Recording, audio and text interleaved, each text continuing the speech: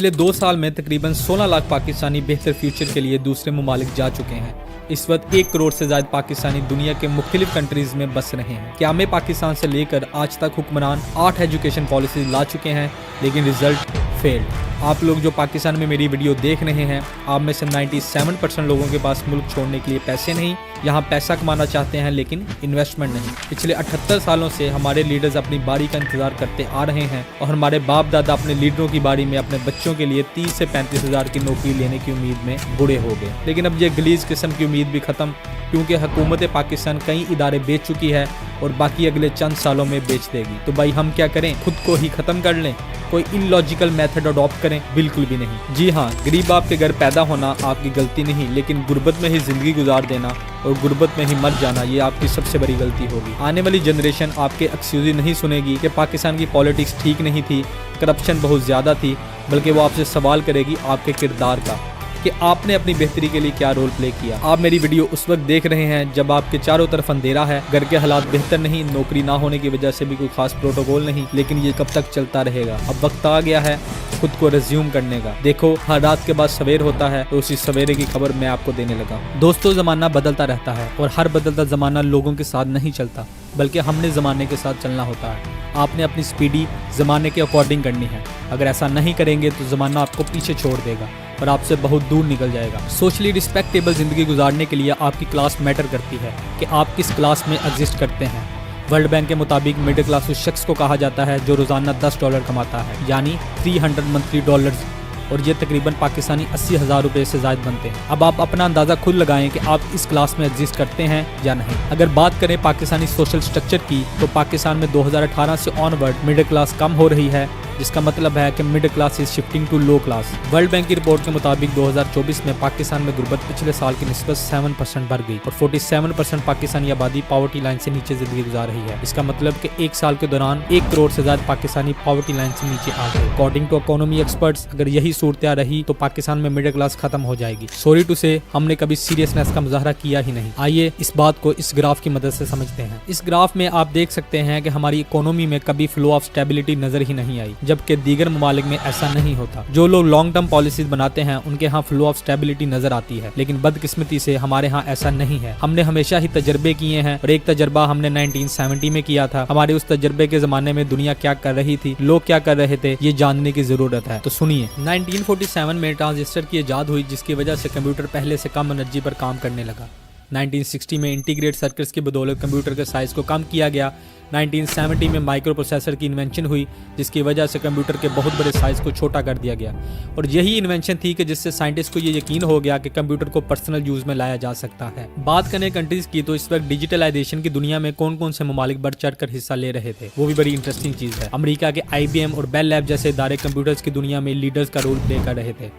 बरतानिया वो पहला मुल्क था जिसने कॉलोसिस और एडसेक जैसे इब्तदाई कंप्यूटर्स तैयार किए। जर्मनी ने जूस Z3 जैसे कंप्यूटर्स तैयार करके इंजीनियरिंग की दुनिया में तहलका मचा दिया। जिन 3 ममालिक की मैंने बात की, वो मौजूदा दौर में यही ममालिक दुनिया की इकोनॉमी पर राज कर रहे हैं। 1970 और 1971 में पूरी दुनिया ने अपना रुख डिजिटलाइजेशन की तरफ मोड़ लिया था और हमारी प्रायोरिटीज में ऐसी कोई एक चीज भी नहीं थी। 1971 के साल को आप बखूबी जानते हैं कि इस साल हमारे मुल्क के साथ क्या हुआ था। नहीं मालूम तो मैं बताता हूँ। जी भाई, 1971 में हमारा मुल्क 2 टुकड़े हुआ और अफसोस के साथ कहना पड़ता है कि मुल्क तोड़ने की बातें आज भी हो रही हैं। दोस्तों, अपना कल संवारने के लिए आज कुर्बान करना पड़ता है। हमारी जिंदगी हमने खुद ही बसर करनी है, तो क्यों ना उसे अच्छा गुजारा जाए, ऐसा गुजारा जाए कि दुनिया हम पर रश्क करे। अब वक्त आ गया है कुछ कर गुजरने का। आप सोच रहे होंगे कि हम इंडिविजुअली क्या कर सकते हैं, तो मैं बताता हूँ, लेकिन उससे पहले थोड़ा और पीछे चलते हैं। 1830 में इंडस्ट्रियल रेवोल्यूशन आया। जिन लोगों को इसकी समझ आई, आज वो दुनिया के पीक चंद अमीर लोगों में शामिल हैं। जी हाँ, मैं सिर्फ 2 लोगों की आपको मिसाल दूंगा जिन्होंने जमाने की रफ्तार को समझा और अपनी मेहनत और लगन से वो कुछ कर दिखाया और दुनिया को हैरान कर दिया। हॉवर्ड 1953 को ब्रुकलिन, न्यूयॉर्क में पैदा हुए। वो एक मिडिल क्लास फैमिली से थे और गवर्नमेंट हाउसिंग में पले बड़े। उन्होंने हाई स्कूल 1971 में ग्रेजुएशन की और नॉर्दर्न मिशिगन यूनिवर्सिटी से BA किया। फुटबॉल कैरियर इंजरी की वजह से खत्म हुआ, लेकिन हॉवर्ड ने कभी हौसला नहीं छोड़ा। 1981 में स्टारबक्स की एक छोटी सी दुकान में उनका पहला कदम उनकी जिंदगी का टर्निंग पॉइंट बन गया। कॉफी का पहला सिप और पैशनेट लोगों ने उन्हें इंस्पायर किया। 1982 में हॉवर्ड न्यूयॉर्क छोड़कर सियाटल शिफ्ट हो गए और स्टारबक्स के ऑपरेशंस और मार्केटिंग हेड बन गए। उस वक्त स्टारबक्स के सिर्फ 4 स्टोर थे, याद रखिएगा, सिर्फ 4 स्टोर्स। 1983 में इटली के एक ट्रिप ने उन्हें कॉफी बार्स का मैजिक दिखाया। उनका आइडिया था कि अमेरिका को इटालियन स्टाइल कॉफी एक्सपीरियंस देना, एक ऐसा थर्ड प्लेस जो घर और ऑफिस के बीच का सोशल हब हो। इस विजन के लिए हॉवर्ड ने 1987 में स्टारबक्स को लोकल इन्वेस्टर्स की मदद से बाय किया और सीईओ बन गए। उन्होंने स्टारबक्स को सिर्फ एक बिजनेस नहीं बल्कि एक ऐसा कल्चर बनाया जहां एम्प्लॉयज को फ्री हेल्थ केयर और कंपनी शेयर्स बीन स्टॉक्स दिए और रिफ्यूजीज को जॉब्स दी। कंपनी को 3000 स्टोर्स तक ले जाने के बाद जापान, चाइना और यूरोप में पहले स्टोर्स ओपन किए। 2000 में हॉवर्ड ने सीईओ का रोल छोड़ दिया और global chief strategy and chairman बनकर इंटरनेशनल एक्सपेंशन पर फोकस किया। जनवरी 2008 में हॉवर्ड वापस स्टारबक्स के सीईओ बन गए और कंपनी को चैलेंजेस से बचाया। उन्होंने स्टारबक्स को नए हाइट्स तक पहुंचाकर ग्लोबल ग्रोथ दी। आज भी स्टारबक्स का मिशन, हॉवर्ड का ड्रीम है कि लोगों की जिंदगी में पॉजिटिविटी फैलाना। हॉवर्ड की कहानी हिम्मत, विजन और सक्सेस विद काइंडनेस की एक मिसाल है। हॉवर्ड की लीडरशिप और एक्सपर्टीज के दम पर 2024 में स्टारबक्स की दुनिया भर में 40,000 से ज्यादा स्टोर्स हैं और 2024 में स्टारबक्स का net revenue 36.18 billion US dollar तक पहुंच गया। इंडस्ट्रियल रेवोल्यूशन ने दिखाया कि नए आइडिया समझाने वाले लोग दुनिया बदल सकते हैं। हॉवर्ड ने कॉफी कल्चर को समझा और स्टारबक्स को एक ग्लोबल सक्सेस बनाया। वो मॉडर्न बिजनेस लीडर्स में से हैं जो अपने विजन से दुनिया को इंस्पायर कर रहे हैं। आइए आपको दूसरी स्टोरी बताते हैं। रिचर्ड ब्रैंसन 18 जुलाई 1950 को इंग्लैंड में पैदा हुए। वो एक मिडिल क्लास मैन के बेटे थे। इनको डायलिसिया बीमारी थी। इस बीमारी के पेशेंट ठीक से लिख नहीं सकते। स्कूल में इनकी परफॉर्मेंस अच्छी नहीं थी और 16 साल की उम्र में उन्होंने स्कूल छोड़ दिया, लेकिन इसने अपनी मजदूरी को कमजोरी नहीं बनने दिया। 1970 में रिचर्ड ने वर्जिन रिकॉर्ड्स की बुनियाद रखी और चंद ही सालों में इसे दुनिया के मशहूर म्यूजिकल लेबल्स में शामिल किया। 1984 में इसने एयरलाइन वर्जिन अटलांटिक का आगाज किया। 1987 में हॉट एयर बलून के जरिए ओशन क्रॉस करने वाले पहले शख्स बन गए। 2000 में मलिका एलिजाबेथ ने इन्हें सर खिताब दिया। 2004 में वर्जिन गैलेक्टिक शुरू की और 2021 में वो अपने ही वर्जिन गैलेक्टिक स्पेसशिप्स के जरिए सफर करने वाले पहले अरबपति बन गए। थोड़े ही अरसे की बात है, 2009 में क्रिप्टो करेंसी आई। एक बीटीसी तकरीबन $0.0099 का था, यानी अगर पाकिस्तानी करेंसी में बात करें तो 1 रुपए के तकरीबन 14 बीटीसी मिलते थे और आज पाकिस्तानी तकरीबन 2 करोड़ 80 लाख का एक बीटीसी है। जी हाँ, है ना शॉकिंग। हमने क्रिप्टो का मजाक उड़ाया ये कहकर के ये हमारा डाटा लेकर बेच देगा। वैसे आपस की बात है, हमारे पास ऐसा कौन सा कीमती डाटा है जिसको बेचा भी जा सकता है। आज जिस दौर में हम गुजर रहे हैं ये भी एक रेवोल्यूशन का दौर है और वो है डिजिटल रेवोल्यूशन। जो लोग इस रेवोल्यूशन को समझ चुके हैं इस वक्त दुनिया की इकोनॉमी की राहें बदल रहे हैं। सोच रहे होंगे वो कौन लोग हैं,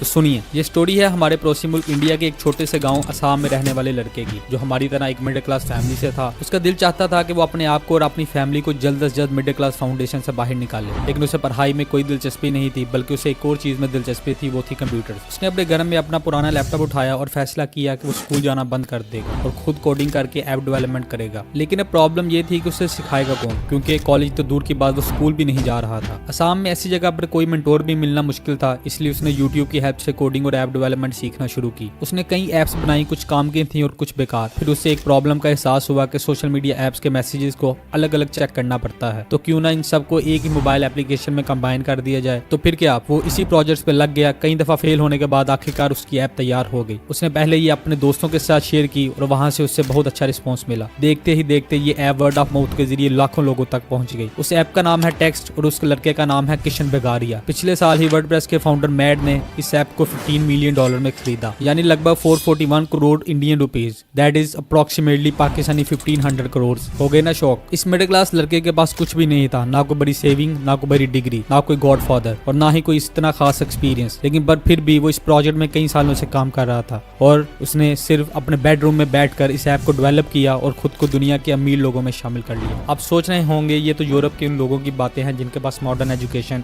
अपॉर्चुनिटीज, और किशन बगारिया तो इंडियन है और इंडिया के पास कई IT की यूनिवर्सिटीज हैं, लेकिन शायद आप भूल गए कि किशन बगारिया तो कभी स्कूल भी नहीं गया। चले मैं आपको पाकिस्तान में कुछ रहने वाले फ्रीलांसर्स के बारे में बताता हूँ जिन्होंने डिजिटल स्किल्स के जरिए अपने आप को लोअर क्लास या अलाइड क्लास में शामिल कर लिया। जी हाँ, फरहान अली, आप इन्हें हिडन हीरो भी कह सकते हैं। फरहान अली 1994 में फैसलाबाद के गरीब खानदान में पैदा हुए। गवर्नमेंट हाई स्कूल से मैट्रिक किया। फरहान अली के घर के हालात बेहतर नहीं थे, इसलिए उन्हें मैट्रिक के बाद अपनी एजुकेशन कंटिन्यू रखने के लिए डेली वेजेस पर काम करना पड़ा। फरहान अली का कहना है कि वो दिन को पढ़ाई करते और रात को सॉक्स बनाने वाली फैक्ट्री में काम करते और रोजाना 500 रुपए कमाते। एजुकेशन कंप्लीट करने के बाद फरहान अली के पास ऑप्शन मौजूद थी कि पाकिस्तानी टिपिकल माइंडसेट की तरह 10-15 हजार की नौकरी करते रहते और सर्वाइवल को ही गनीमत समझते, लेकिन फरहान अली जमाने की रफ्तार को समझ चुके थे और डिजिटल रेवोल्यूशन को पहचान चुके थे। फरहान अली ने डिजिटल स्किल सीखी और फैसलाबाद की कंपनी में एज SEO असिस्टेंट जॉब की। ये कंपनी फरहान अली को मामूली सैलरी देती और फॉरेन क्लाइंट से डॉलर्स कमाती। एक दोस्त के जरिए फरहान अली को ऑनलाइन फ्रीलांसिंग मार्केट प्लेसेस का पता चला। फिर उन्होंने अपवर्क, फाइवर जैसी मार्केट प्लेसेस पर सर्विसेज देना शुरू की, लेकिन कुछ खास रिस्पॉन्स मिला नहीं तो उन्होंने अपने दोस्त के साथ ही मिलकर काम करना शुरू कर दिया। फिर एक दिन उनकी नजर अपने दोस्त की प्रोफाइल और अर्निंग पर पड़ी तो वो चौंक गए, क्योंकि उनका दोस्त भी फरहान अली को कंपनी की तरह मामूली सैलरी देता था। फिर क्या, उन्हें मोटिवेशन मिली, उन्होंने अपने स्किल को मजीद पॉलिश किया और फिर दोबारा ऑनलाइन इंटरनेशनल क्लाइंट को सर्विसेज देना शुरू की। इतनी मेहनत की और इतना काम बढ़ गया कि ये नतीजा निकला कि उन्हें अपनी कंपनी छोड़ना पड़ी। And now Farhan Ali is the top rated plus freelancer on Upwork. और अब तक वो अपवर्क पर $1 मिलियन से ज्यादा पैसे कमा चुके हैं। ना कि वो खुद कमा रहे हैं बल्कि साथ साथ अपनी राइज एसईओ एजेंसी भी चला रहे हैं और हजारों स्टूडेंट्स को भी सिखा रहे हैं। इस तरह की बहुत सी स्टोरीज हैं जो मैं आपको सुना सकता हूँ, जैसे शाम सरवर,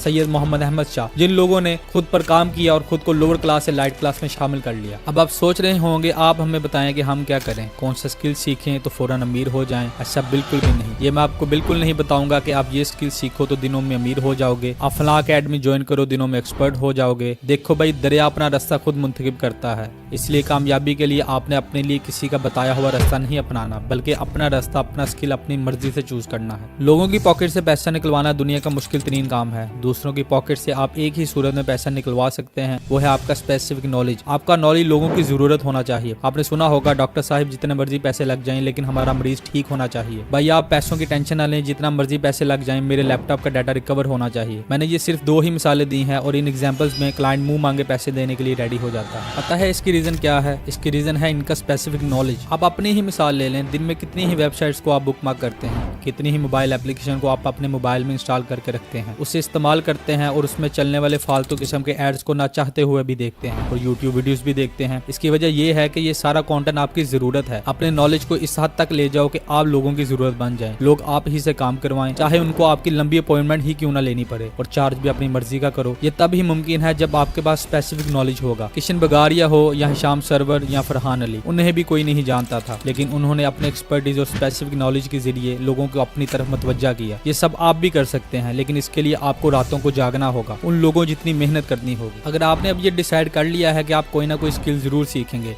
और अपने आप को मिडिल क्लास फाउंडेशन से बाहर निकालेंगे, लेकिन उससे पहले मैं आपको बता दूं कि कोई भी काम छोटा या बड़ा नहीं होता। छोटा या बड़ा हमारा नॉलेज होता है। ये बिल्कुल भी मैटर नहीं करता कि आप कम पढ़े लिखे हैं, और ये भी मैटर नहीं करता कि आप आर्ट्स पढ़े हैं या साइंस या कंप्यूटर साइंस। आपको जस्ट काम आना चाहिए। जी हाँ, आपके घर की इलेक्ट्रिसिटी ठीक करने के लिए इलेक्ट्रिकल इंजीनियर नहीं आता, और ना ही आप अपनी बाइक को किसी मैकेनिकल इंजीनियर से ठीक करवाते हैं। ये काम वो लोग करते हैं जो 2-3 क्लासेस पढ़े हैं या कभी स्कूल भी नहीं गए। अगला आपका सवाल ये होगा कि चलो स्किल तो हम अपनी मर्जी का सीख लेंगे, लेकिन सीखे कहाँ से, किस यूनिवर्सिटी से, किस अकेडमी से? तो भाई आपको कहीं जाने की जरूरत नहीं, क्योंकि दुनिया की तमाम यूनिवर्सिटीज, दुनिया के तमाम ट्रेनर्स अब एक मोबाइल एप्लीकेशन में मौजूद हैं। That one is already installed in your mobile phone. जी हाँ, वो है यूट्यूब। यूट्यूब ऐसी एप्लीकेशन है जहां दुनिया के एक्सपर्ट्स आपको ट्रेन करने के लिए 24 घंटे मौजूद हैं। ऐसे ट्रेनर जो आपको फ्री पढ़ाना चाहते हैं, ऐसे ट्रेनर जिनके पास आप सीखने के लिए जाएं तो वो आपको वार्मली वेलकम करते हैं। यही इंटरनेट का पैकेज जिससे आप घंटों बैठकर रील्स देखते हैं, मूवीज देखते हैं और अपना वक्त फजूल किस्म की चैट में जाया करते हैं। इसी इंटरनेट पैकेज से आप अपना फ्यूचर बना सकते हैं, अपने स्किल को इम्प्रूव करके एक्सपर्ट बन सकते हैं और लोगों को different freelance platform like Upwork, Fiverr पर सर्विसेज दे सकते हैं और डॉलर्स कमा सकते हैं। मेरा मकसद इन प्लेटफॉर्म की प्रमोशन हरगिज नहीं, इनकी ऑथेंटिसिटी ही ऐसी है कि इनका नाम लेना पड़ता है। आपको पता है according to Pakistan freelancer association मुल्क में तकरीबन 30 लाख से ज्यादा फ्रीलांसर्स काम कर रहे हैं, जो इन प्लेटफॉर्म से सालाना तकरीबन $400 मिलियन से ज्यादा रेवेन्यू पाकिस्तान लाते हैं। इन प्लेटफॉर्म्स को जरूर विजिट करें, लोगों की प्रोफाइल देखें और उनसे मोटिवेशन लें। आपको पता चलेगा दुनिया में कौन से स्किल्स डिमांड में हैं और कैसे आप अपनी मेहनत से उन्हें सीख कर अपने कैरियर को ट्रांसफॉर्म कर सकते हैं। किसी की कॉपी न करें, लेकिन उनकी प्रोफाइल से आइडिया लेकर अपनी यूनिक प्रोफाइल बनाएं। और उससे पहले याद रखिएगा कि मार्केट में एंटर होने से पहले ये बहुत जरूरी है कि आप अपनी फील्ड में एक्सपर्ट होने चाहिए और फिर अपनी सर्विसेज देना शुरू करें। दोस्तों, अपने टाइम और टैलेंट को जाया मत करें। याद रखें, जो लोग अपने टाइम और टैलेंट की कदर करते हैं और कुछ करना चाहते हैं, दुनिया उन्हें सर आंखों पर बिठाती है और उनकी सक्सेस स्टोरी सुनना और सुनाना काबिल फख्र समझती है। खूब मेहनत करें, क्योंकि आपकी कामयाबी सिर्फ आपकी नहीं, हम सब के लिए एक मोटिवेशन होगी। उम्मीद है ये वीडियो आपको पसंद आई होगी। अगर आप यहाँ तक पहुँच चुके हैं तो आपका पूरी वीडियो देखने का शुक्रिया, और कुछ भी ठीक नहीं लगा तो आप मुझे कॉमेंट्स में जरूर बताइएगा। दैट्स इट, मिलते हैं अगली वीडियो में। इजाजत दीजिए, खुदा हाफिज।